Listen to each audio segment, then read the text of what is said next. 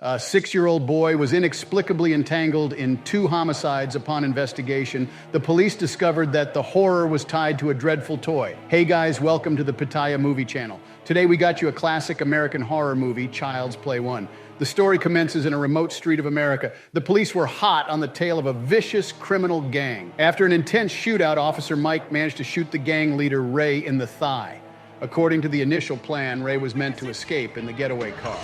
But the wail of sirens suddenly erupted behind them. Seeing the police cars, the accomplice arriving for backup turned cowardly. Without waiting for Ray to get in, he floored the accelerator and fled left. With no option, Ray dragged his injured leg and took shelter in a toy shop by the road. He used the shelves as cover to ambush Mike. Unexpectedly, this revealed his position, and he was shot in the chest by Mike. Blood gushed out. Ray was on the brink of death due to massive blood loss. With no strength to retaliate, he staggered to find a hiding spot. In his daze, he accidentally toppled a whole shelf of dolls. As he saw the doll that rolled to his feet, a sinister smile spread across Ray's face. He pressed on the doll's head and chanted an incantation. Suddenly, the sky changed color as lightning roiled and thunder roared. Mike, with his gun, approached Ray slowly. But the next moment, a bolt of lightning shattered the roof, causing an explosion. By the time Mike found Ray, he had already breathed his last. The next day was the birthday of a boy named Andy. In hopes of receiving his desired gift, he woke up early and prepared breakfast for his mother. But when Andy unwrapped the present his mother Karen had given him, he just couldn't seem to feel happy. Andy had wanted the latest electronic doll from a toy company. What he received was a worn piece of clothing from someone else. Being sensible, Andy knew about the financial constraints at home, therefore he did not throw a tantrum. However, Karen still noticed Andy's disappointment. To fulfill her son's birthday wish, Karen asked a co-worker for the price of the electronic doll. Surprisingly, the price of one doll was a whopping $100. Fortunately, the co-worker also heard about a vagabond selling dolls at a low price in the back alley to get the cheap doll. The co-worker dragged Karen to the back alley in the middle of their shift. At this point, the vagabond only had one doll left, with the co-worker's help. Finally, Karen managed to get the doll for $30. Upon arriving home, Andy could hardly wait to unwrap and hold the doll. As per the introduction on television, each of these dolls not only had its own name, but they could also engage in simple conversations with humans. The doll Andy had was named Chucky. After dinner, Karen returned to the department store for overtime work. Before leaving, she called her colleague, Maggie, to come over and look after Andy. Just as Andy was playing with the doll, Chucky, Chucky's head suddenly turned towards the television. The news about the criminal gang from last night was being aired. Soon, Maggie started urging Andy to go to bed. But Andy told Maggie that Chucky wanted to watch the 9 o'clock news. Maggie disregarded Andy's words. She carried Andy in one arm and the doll, Chucky, in the other to the bedroom upstairs. After tucking Andy in, Maggie went back to the kitchen to clean the dishes. Suddenly, the voice of the 9 o'clock news came from the television behind her. Maggie assumed it's a prank by Andy. But when she got to the living room, Andy was nowhere to be seen. Only Chucky sitting upright on the sofa and watching the television. After switching off the television, she picked up Chucky and went to confront Andy. At this moment, Andy was dutifully taking the bath on the second floor. Facing with Maggie's accusations, Andy felt wronged. He kept stressing that he had not played such a prank, but Maggie did not believe him. She tucked Andy and the doll Chucky into the bed and sit alone in the living room downstairs reading a book. At this moment, a small figure quickly darted past her. Maggie instinctively called out Andy's name, but received no response. Shortly after, the sound of a chair dragging was heard within the house. Gathering her courage, Maggie went to the kitchen to investigate the source of the noise. Turned out it was a false alarm, nothing in the kitchen but a bag of spilled flour. Just then the telephone rang behind her. Caught off guard, Maggie got a shock, but still quickly answered the call. The call was from Karen, inquiring about Andy's condition. After a short chat, Maggie hung up the phone.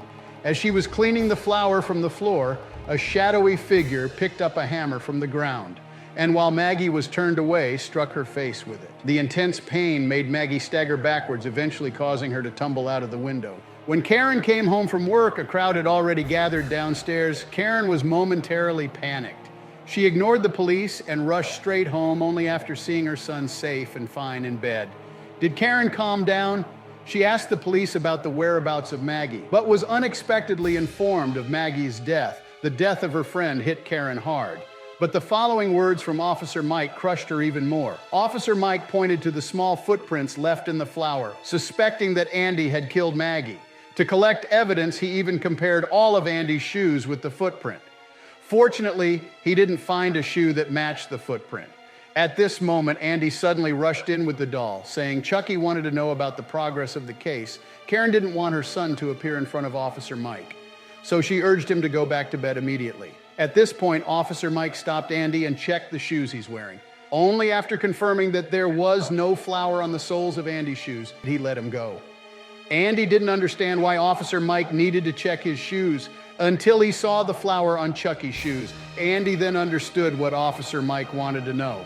So he quickly ran out to tell Officer Mike that Chucky might have been in the kitchen at the time of the incident. Andy thought this information could help Officer Mike. But in fact, no one believed what he said. Scolded by Karen, Andy went back to his room with his head down. Karen was angered by Officer Mike's suspicion of Andy, so she didn't hesitate to kick him out. Later, while Karen was taking the bath, she heard voices coming from Andy's room. She opened the door to see that Andy was talking to Chucky, curious. Karen asked about their conversation.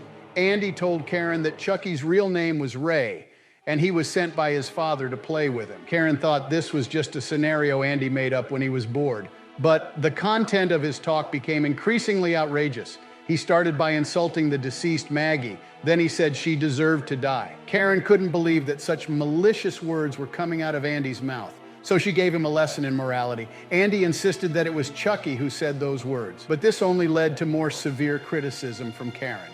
After all, in Karen's eyes, Chucky was just a plastic doll. Having never encountered a supernatural event before, how could she think of such an absurd thing as demonic possession? Understanding Karen's mood, Andy knew she was upset. In order not to make her more irritable, the clever Andy chose to keep silent and not argue anymore. Early the next morning, Karen personally sent Andy to school. But as soon as she left, Andy left school with Chucky under Chucky's guidance. Andy took a train to an old apartment. Ray's accomplice, the guy who abandoned Ray and escaped alone, lived in this apartment. While Andy was using the bathroom, Chucky slipped into the apartment. He quickly turned on the natural gas and blew out the flame. Soon, Ray's accomplice was awakened by a strange noise. Without thinking, he fired a shot towards the kitchen. The spark caused by the gunshot led to a gas explosion. In an instant, the whole apartment building was reduced to rubble. Andy, who unexpectedly appeared at the scene of the explosion, was of course taken back to the police station. 2 consecutive murder cases were related to Andy. The police had no choice but to interrogate him in detail. Andy told the truth and blamed everything on Chucky. But not only did people not believe him, but they also thought he had mental problems. Left with no choice, Andy tried to get Chucky to speak in front of everyone to prove his innocence, but no matter how hard he tried, Chucky didn't speak again. In the end, Andy was taken away by a psychiatrist for observation. Karen took Chucky back home, thinking of Andy being involved in a bizarre murder case. Karen couldn't help feeling exhausted. Looking at the expressionless Chucky by her side, she wished more than anything that Chucky could speak like a human. Unfortunately, Chucky would only repeat the 2 phrases he was set with at the factory. As Karen was cleaning the room, 2 batteries suddenly fell out of the doll box. Karen remembered that she seemed to have never installed batteries for the doll, so she lifted the cover on Chucky's back. Sure enough, it was empty inside. The next second, Chucky suddenly turned his head and spoke to Karen. Startled, Karen's hand shook and she threw Chucky directly under the sofa. At this moment, Karen suddenly thought that this could prove her son's innocence, so she plucked up the courage to pick Chucky up again. But at this point, Chucky was quiet again. No matter how Karen asked, he remained silent, as if everything that had just happened was a hallucination. In a fit of rage, Karen lit the fireplace and threatened Chucky, saying if he didn't speak, she would throw him into the fire. Seeing his cover blown, Chucky stopped pretending. He swore at Karen and bit her arm. The intense pain made Karen throw Chucky out in reflex, and after Chucky landed, he took the opportunity to open the door and escape. At this moment, Karen suddenly remembered the wronged Andy. Therefore, she plucked up courage and chased. Unfortunately, Chucky had already boarded the elevator. Karen ran down the stairs with all her might, but she was always 1 step behind the elevator. By the time she ran out of the apartment, Chucky had disappeared. To catch Chucky and clear Andy's innocence, Karen found Mike and told him the whole story, but just like misunderstanding Andy, no matter what Karen said, Mike didn't believe her. In the end, Karen decided to find the vagabond who sold the doll first. This plan seemed simple, but in fact it was very difficult to implement. Karen did not know the residents of the vagabond. She could only try her luck in the most chaotic slums. Karen asked everyone she met, but everyone said they had not seen the vagabond. After many disappointments, she finally found the him Karen wanted to use money to let the vagabond tell her where he got the doll. But the vagabond only tried to do bad things to Karen. Fortunately, Mike arrived in time and Karen narrowly escaped. From the vagabond's mouth, they learned that the doll was picked up from the exploded toy store, coupled with the information in Andy's testimony that the doll's name was Ray and the victim of the second murder was Ray's partner. Officer Mike began to waver. He forcibly sent Karen home. Then he drove back to the police station to get some files. Just as he was preparing to go home to continue investigating the case, Chucky quietly emerged from the back seat. He held an electric wire and fiercely strangled Officer Mike's neck. But Officer Mike's reaction was also very fast. He stretched out his arm and pulled out a cigarette lighter and burned it hard towards Chucky's face. Chucky let out a strange cry of pain and loosened the wire. Only then did Officer Mike have a chance to steady the out-of-control car. But soon Chucky held a dagger and launched a second round of attacks. He held the dagger and stabbed at Mike from various positions under the back seat. Mike had to avoid the attack while driving. Soon the car lost control and overturned, but luckily Mike was not injured. The two men laid in the overturned car and fought again. This time, Officer Mike, with a gun in hand, quickly gained the upper hand after being shot in the arm. Chucky decisively chose to run away. The next day dawned. Karen went to Ray's place to search for evidence. Not long after she entered the door, a man's voice came from behind her. This man was Mike. After witnessing Chucky himself, he finally believed Karen's words. Then he investigated a lot of information about Ray. It turned out that Ray's nickname was Chucky. In addition, he found out that Ray had an African-American mentor. Officer Mike thought that Ray might go find his mentor, so he decided to get there first. What he didn't expect was Ray had already arrived at his mentor's place, seeing the doll like Chucky. His mentor was somewhat shocked, but he quickly calmed down because he was an expert in the study of the supernatural. The spell Chucky had recited when he transferred his soul was taught by this guy. Chucky came this time to understand his situation. He didn't understand why he, a mere soul, could be hurt by the gun in Officer Mike's hand. At this point, the mentor told Chucky, the longer the soul attached to the body gradually became flesh and blood. When the soul and the body were completely integrated, Chucky could no longer perform soul transfer. Chucky didn't want to stay in this weak body, so he asked the mentor to help him transfer his soul. The mentor was unwilling, so Chucky took out mentor's substitute doll to threaten him. He first twisted the doll's leg alive, then he twisted off one of the doll's arms. Every time he performed an action, the mentor's body would suffer the same damage. Finally, he couldn't stand the threat and revealed a solution. That was to find the first person who knew the true identity of Chucky and use the soul transfer technique to transfer their souls. This way he could get a real body. After the mentor finished speaking, Chucky stabbed the substitute doll's chest with a knife. By the time Officer Mike and Karen arrived, the mentor was only barely alive.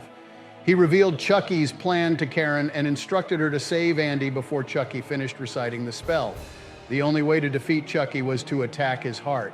On the other hand, Andy saw Chucky coming to catch him through the window, so he quickly called the psychiatrist. The doctor didn't believe Andy's words, so Andy could only deal with Chucky himself. First, he used the golden cicadas shelling method to dodge Chucky's attack. Then he hid in the operating room of the hospital when Chucky was unprepared.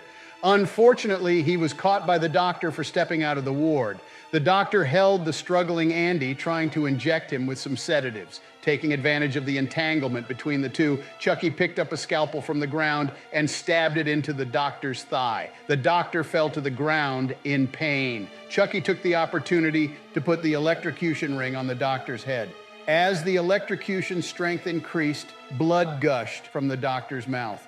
Meanwhile, Andy took the chance to run back home. After a while, Officer Mike and Karen arrived at the hospital. From a little girl's mouth, they learned that Chucky had gone after Andy. Based on Karen's understanding of Andy, she believed that Andy must have hidden back at home, so they both headed towards Karen's house. On the other hand, after returning home, Andy chose his tools for self-defense, but he couldn't escape from Chucky. Chucky, who appeared and disappeared like a ghost, suddenly appeared behind him. Andy was knocked out with a mallet. Then Chucky gently stroked Andy's forehead and began to recite the spell.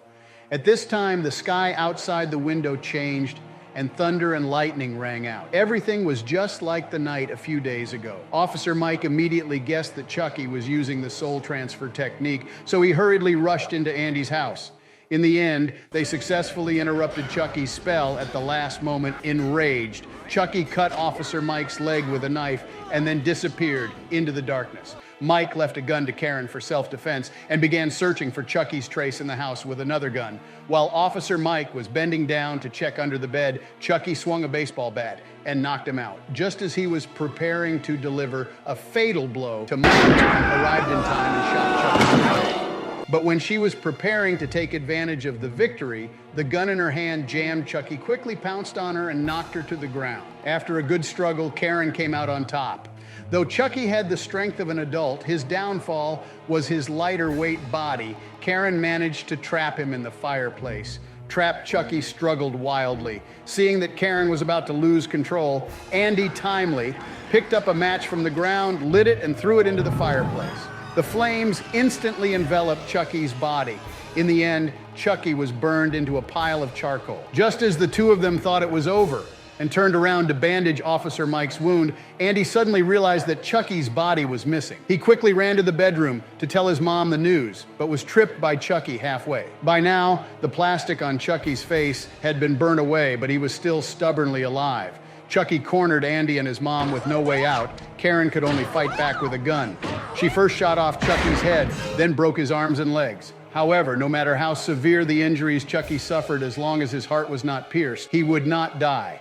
Just as Karen was about to deliver a fatal blow, there were no bullets left in the gun. Soon, Officer Mike's colleague arrived for support, but by this time, he still didn't believe that a doll could kill, ignoring Mike's warning. The colleague picked up Chucky's head and slapped it a few times in a suicidal manner. The next second, Chucky's body came out of the ventilation duct. He grabbed the colleague's neck and climbed onto his back. Mike wanted to shoot Chucky, but was afraid of hurting his struggling colleague. So Karen rushed forward, grabbed Chucky's body, and threw it out enraged. Chucky grabbed the curtain behind him and barely stood up, cursing at everyone. But now he was like a grasshopper after autumn and couldn't last long. Finally, at Karen's urging, Officer Mike finally shot through Chucky's heart, and that's where the story ended. The movie was released in 1988, when the horror film genre in America was booming, while Child's Play has some plot holes. And the overall production was somewhat rough. Its innovative concepts of a reanimated doll and a murderous doll frenzy allowed it to carve out a unique path in the golden era of horror movies. In the 90s and the early 21st century, the Child's Play series crossed the ocean to China and rode the waves of VHS and DVD, becoming the childhood nightmare of many children born in the 80s and 90s. Even today, if we revisit this movie, we will still be scared by the horror atmosphere in the movie. Okay, that's all for today. This is Pitaya. If you like it, please subscribe to our channel. You can leave a comment in the comments section to share with your thoughts. See you next time.